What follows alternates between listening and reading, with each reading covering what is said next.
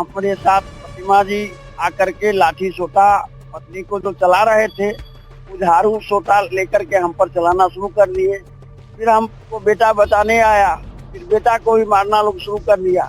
प्रतिमा जी के सामने उनका बॉडीगार्ड और उनका वीरेंद्र दास पति वो भी हम पर डंडा चलाए और प्रतिमा जी भी डंडा चलाए, झाड़ू चलाए। और विधायक प्रतिनिधि पूर्व बनाए हुए राजीव रंजन था, खड़ा होकर के सारा नाटक को करवाया जा रहा था। हम कहे क्या ही करवा रहे हैं, तो आप चुप रहिए, कुछ नहीं बोले। कहे कि हम मर जाएंगे, हम हनुमान जी को आप लोगों को छूने नहीं देंगे। वो कहा कि हम हनुमान जी को उखाड़ेंगे। कोई कोर्ट का आदेश था उनके पास में? जी नहीं, कोई कोर्ट का आदेश। राजा पाकर विधानसभा की विधायिका के द्वारा हमारे सौ परिवार को जान से मारने का प्रयास किया गया। लाठी झाड़ू से हमारी मम्मी को मारने का प्रयास किया गया, जो कि अभी इलाजरत है सदर अस्पताल में।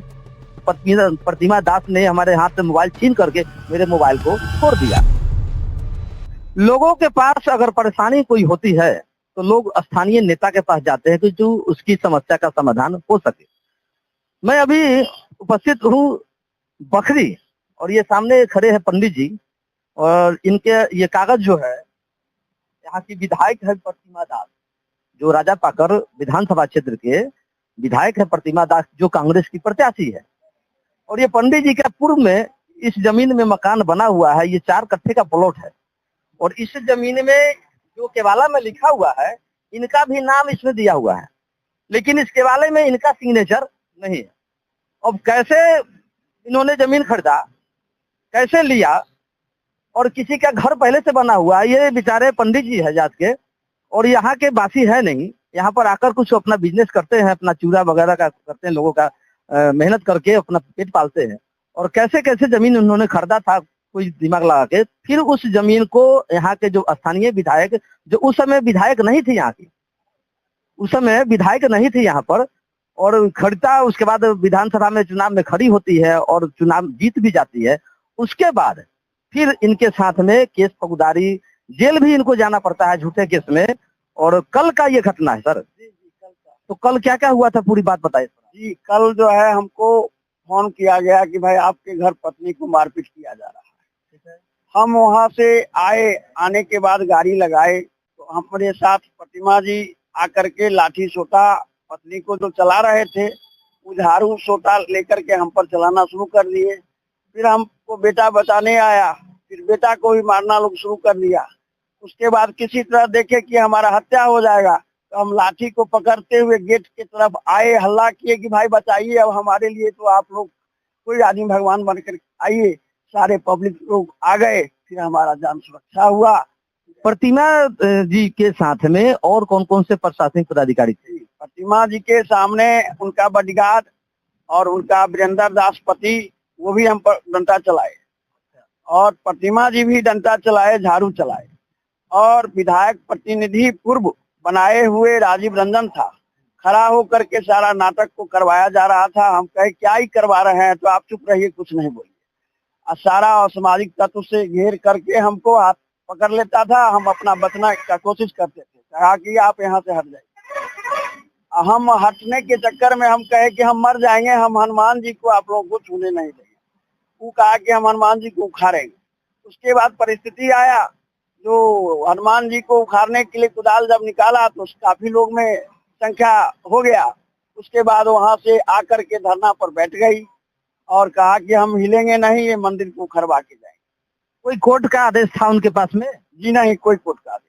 कोई प्रशासनिक पदाधिकारी कौन कौन थे यहाँ पर? प्रशासनिक पदाधिकारी सीओ थे, एसडीओ साहब इससे पहले बोल के गए थे कि भाई 144 और 107 हम करने जा रहे हैं, आप लोग शांति कायम व्यवस्था रखें।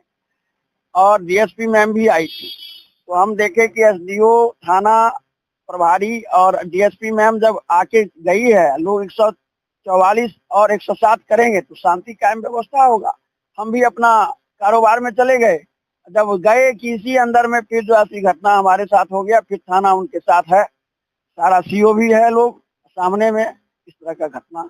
अब बताइए, लोग पब्लिक जो है जाता है, आम पब्लिक किसी जनप्रतिनिधि के पास अपनी समस्या को समाधान के लिए, और यहाँ मामला कुछ उल्टा ही बना हुआ है। चूंकि यहाँ जो जनप्रतिनिधि है वही इस तरह की समस्या को अंजाम दे रहे हैं और ये जमीन पता नहीं नेता लोग का जमीन से क्या मतलब है भाई। और इस तरह का जमीन जहाँ पूर्व में कोई आदमी कोई व्यक्ति इस जमीन में हिस्सेदार है, जोड़े साथ में मिलकर के उस जमीन को खरीदा, एग्रीमेंट चाहे जो भी किया हो, उनको आकर के इसमें समझनी चाहिए थी कि हाँ भाई इसमें आपका भी नाम है, हम इस जमीन को खरीदने जा रहे हैं, आपका उसमें कुछ कहना है या नहीं कहना है। लेकिन अब उनके मन में क्या है क्या नहीं है, पहले तो वो विधायक नहीं थी, पहले तो नेता थी, बाद में विधायक बनी है। और विधायक बनने के बाद प्रशासन का जो सहयोग लेकर के कल जो आपके पास में जो आए थे जो भी अधिकारी लोग, तो कुछ कागज पत्र कुछ लेकर नहीं आए थे? नहीं, कोई कागज पत्र लेके नहीं आए थे। और हमारे पास जो कागज मांगे तो हम अपना कागज उनको दे दिए। आप इधर आइए थोड़ा, आपके साथ में क्या क्या हुआ थोड़ा आप बता दीजिए। राजा पाकर विधानसभा की विधायिका के द्वारा हमारे सह परिवार को जान से मारने का प्रयास किया गया। लाठी झाड़ू से हमारी मम्मी को मारने का प्रयास किया गया, जो कि अभी इलाजरत है सदर अस्पताल में। और आपका जो मोबाइल था, मोबाइल कहाँ है आपका? अभी मोबाइल जो है सो फिलहाल मेरे पास है, बट वो कल जो है छीन लिया गया था। किसके द्वारा? विधायिका के द्वारा और थाना प्रभारी के द्वारा। और मोबाइल जो है हमको नहीं मिल रहा था, फिर रिक्वेस्ट आग्रह करके जो है हमको मोबाइल जो है मिला है। सुने कुछ बच्ची का भी मोबाइल फोड़ा गया था। एक पड़ोस की लड़की है, उसका जो है मोबाइल जो है छीन के फोड़ दिया गया था, क्योंकि वो वीडियो बना रही थी। वो जो है बगल की लड़की थी, उसका फोन जो है फोड़ दिया गया। अभी हाल ही में बीजेपी सरकार ने या मोदी सरकार ने साक्ष्य अधिनियम 1872 जो अंग्रेजों के समय बना था कानून, उसको लागू किया है।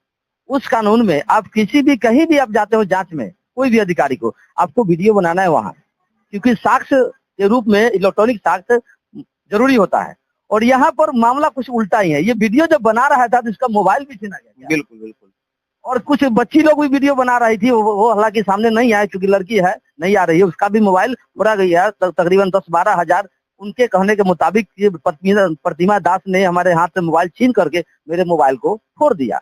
अब आप लोग बताएं कि जो जनप्रतिनिधि जिनके पास लोग अपनी समस्या के लिए जाते हैं कि हमारी समस्या का समाधान आप कर दीजिए, और वही जनप्रतिनिधि एक दूसरे समस्या में चले आए, तो उसको क्या कहेंगे आप? अब आप लोग इसमें कमेंट करें कि इसमें गलती किसकी है। चूंकि इसमें नाम दोनों आदमी का है और कोई एक पक्ष से जमीन लिखवा ले तो क्या उस एक पक्ष का जमीन उसका डिग्री होगा? और ये तो मामला कोर्ट में चल रहा है। जब मामला कोर्ट में चल रहा है तो बीच में ये अरंगा लगाना या धमकी देना या प्रशासन के बल पर चाहे जो भी करके, ये तो उचित नहीं लगता है।